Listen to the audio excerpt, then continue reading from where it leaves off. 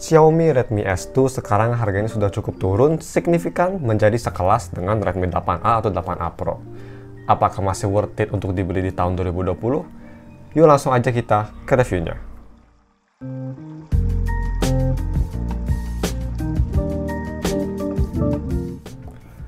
Halo guys, nama gue Stefan dari StefTech dan mari kita langsung aja review si Redmi S2.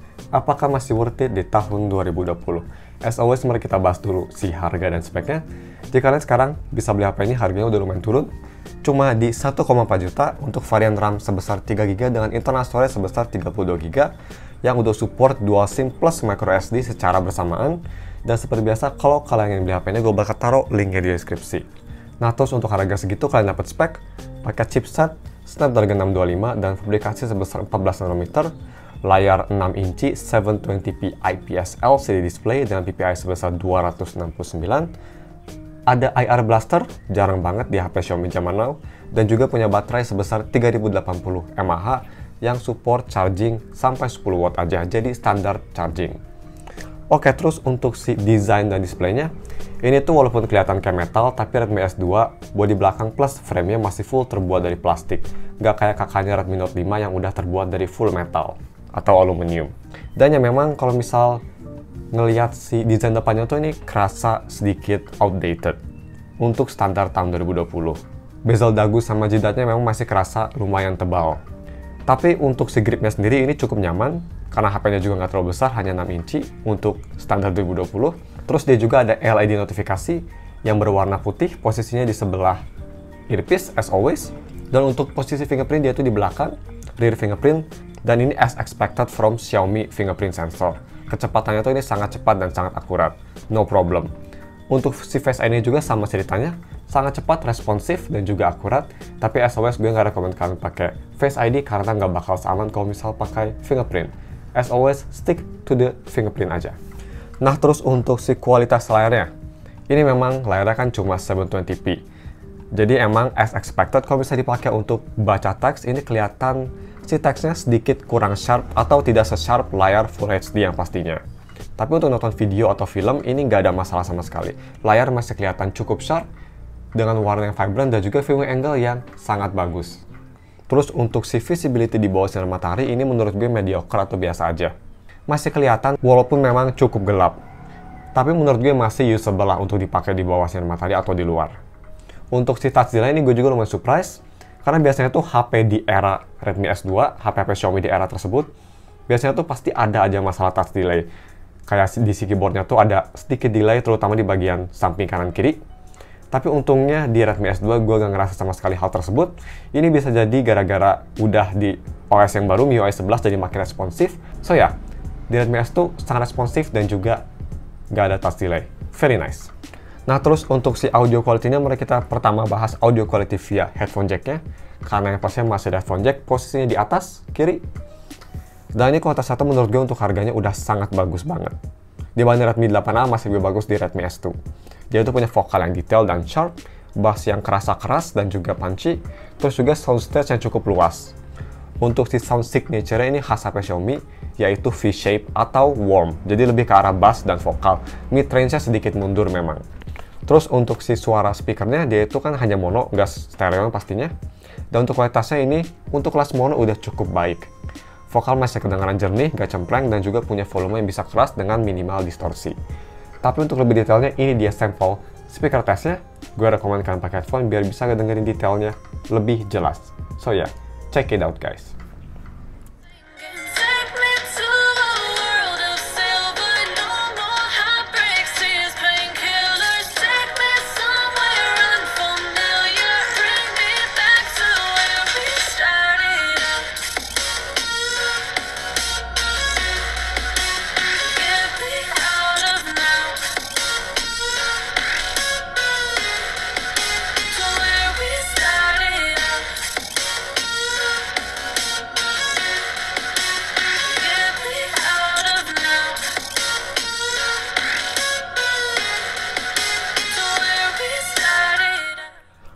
Next, untuk si kualitas kameranya, yang pertama mari kita bahas si rear kameranya. Dia itu pakai setup dual kamera, yang main kameranya punya megapiksel sebesar 12 megapiksel dengan f2,2, dan kamera keduanya punya megapiksel sebesar 5 megapiksel dengan f2,4 yang berperan sebagai depth sensor atau bokeh effect.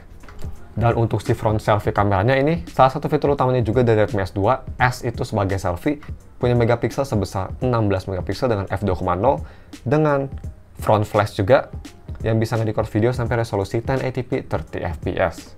Terus untuk kualitas kameranya, kamera belakangnya ini gimana di tahun 2020?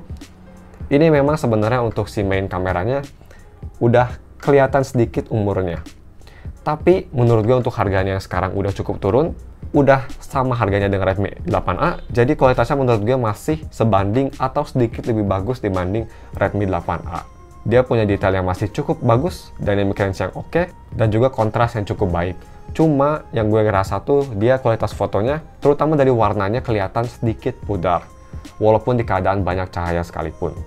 Terus sayangnya juga di Redmi S2 nggak ada dedicated night mode, jadi foto malam hari emang kelihatan outdated. Tapi sekali lagi gue bilang kalau mau dibandingin dengan HP yang harganya sama kayak Redmi 8A, ini nggak jelek-jelek banget kok. Foto masih somewhat usable, walau punya detail yang soft dan juga overall gambar yang gelap. Tapi masih acceptable lah gambarnya. Ada satu hal yang masih bertahan dan masih bagus yang pastinya yaitu si kualitas front kamera di Redmi S2. Ini masih kelihatan sangat bagus banget. Dibanding dengan Redmi 8 sekalipun yang harganya lebih mahal, gue masih lebih prefer di Redmi S2. Dia itu punya kualitas detail yang bagus, sharp, warna yang natural, dan juga kontras shadow yang menurut gue cukup bagus. Nah terus untuk si video recordingnya, kalau misalnya kita ke kamera terus ke video dan ke settings, di sini bisa kita lihat dia bisa nge-record video sampai resolusi Full HD 60 fps.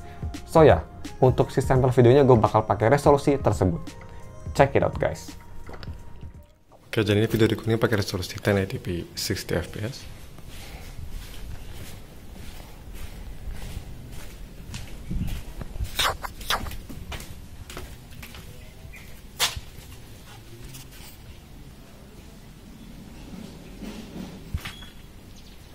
Dynamic range-nya.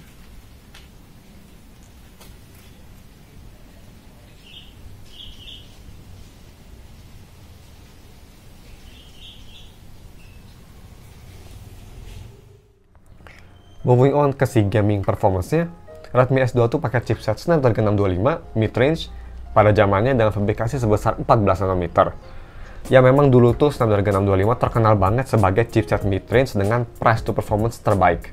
Hampir semua HP mid-range pakai chipset tersebut.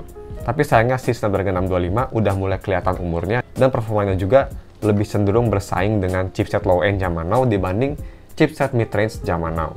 Yang artinya sebenarnya untuk main game berat kayak PUBG masih bisa kok. Gue coba main game tersebut di settingan smooth dengan frame rate high, masih bisa dijalani dengan stabil tanpa adanya stuttering yang noticeable.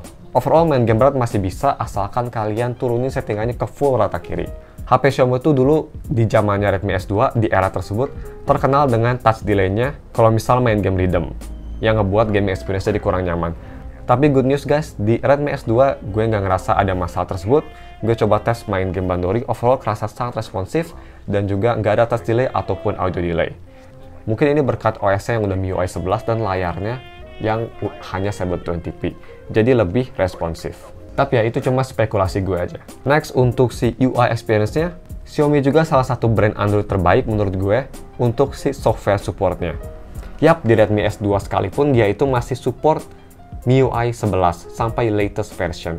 Kalau misalnya kita ke about phone di sini, yap MIUI 11 dan kabarnya juga dia bakal dapat MIUI 12. Untuk si versi Androidnya memang masih di Android 9, Pie, belum Android 10. Tapi ya untuk si UI performance-nya ini memang MIUI itu salah satu custom OS tercepat yang pernah gue pakai. Jadi untuk HP yang umurnya udah 2 tahun sekalipun masih kerasa responsif dan juga multitasking masih kerasa enak. Cuma memang app launching kerasa sedikit lambat dari biasanya. Terus untuk si security levelnya atau Wi-Fi-nya, kalau bisa kita ke DRM info bisa kita lihat yang pastinya masih di Wi-Fi L3, yang artinya kalian hanya bisa nonton Netflix atau streaming service lainnya dari resolusi sampai 540p aja. Menurut gue nggak big deal karena layarnya juga hanya 720p. Last but not least, untuk si battery life-nya, dia itu memang untuk standar Xiaomi sekarang baterainya tuh cukup kecil, hanya 3080 mAh aja. Dan ngecasnya juga hanya bisa sampai 10 watt aja. Terus dia juga masih pakai micro USB yang pastinya belum USB Type-C. Gak kayak Redmi 8A sekalipun, HP entry levelnya yang udah pakai USB Type-C. Tapi ya, untuk pemakaian sehari-hari ini walaupun hanya 3000 mAh-an, tapi berkat optimisasi MIUI, ini battery life menurut gue di Redmi S2 masih cenderung oke. Redmi S2 masih bisa bertahan 1,5 hari dengan pemakaian gue yang SOS, light usage, hanya nonton video dan juga sosial media aja, dengan screen on time sekitar kalau misalnya kita ke gallery, terus ke albums, dan ke screenshot, screen on time sekitar hampir 10 jam, 9 jam 57 menit. Jadi ya, walaupun kecil baterainya tapi masih cukup impresif. Dan untuk charging speednya gue coba ngecas dari 20% sampai 100% butuh waktu sekitar 1 jam 45 menit. Gak terlalu lama, berkat baterainya yang hanya 3000 mAh yang pastinya. Jadi ya mungkin cuma segitu aja reviewnya, dan untuk konklusinya, kira-kira Redmi S2 tuh di tahun 2020 masih worth it atau enggak? Menurut gue, masih lumayan worth it. Terutama berkat harganya udah cukup murah, dan juga punya fitur yang lebih baik dibanding HP yang rilis di tahun 2020 dengan harga yang sama. Redmi S2 masih punya kualitas kamera yang masih bisa bersaing, terutama dari si selfie kameranya masih sangat bagus, kualitas audio yang menurut gue di atas rata-rata di kelasnya, dan juga firmware support yang masih disupport banget sama Xiaomi. Kelemahan dari Redmi S2 tuh sebenarnya nggak terlalu banyak untuk harganya. Tapi ada beberapa yang mungkin bisa bikin kalian mikir 2 kali sebelum beli Redmi S2. Yaitu yang pertama, dari si outdated desainnya, ini memang desainnya tuh kelihatan tua banget. HP zaman now aja sekarang yang harganya hanya 1 jutaan udah kelihatan futuristik. Dan juga yang terakhir itu dari si portnya yang masih micro USB.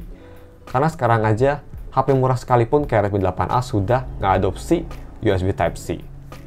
Jadi mungkin Redmi S2 bakal kerasa tua banget sama si port micro USB-nya. Tapi kalau misalnya kalian nggak peduli sama hal tersebut yang tadi gue bilang, overall gue rekomen banget Redmi S2, terutama buat kalian yang lagi nyari HP di harga 1 jutaan, baru yang pastinya, yang punya performance masih cukup bertahan di tahun 2020. Redmi S2 menurut gue menjadi pilihan yang cukup oke. Tapi ya, kalau misalnya kalian ingin beli HP-nya, gue bakal taruh linknya di deskripsi. Oke deh guys, cuma segitu aja videonya. Jangan lupa like dan subs. Mohon maaf kalau misalnya ada kesalahan atau fitur yang kelewat. Thanks for watching. We'll see you in another video. Bye.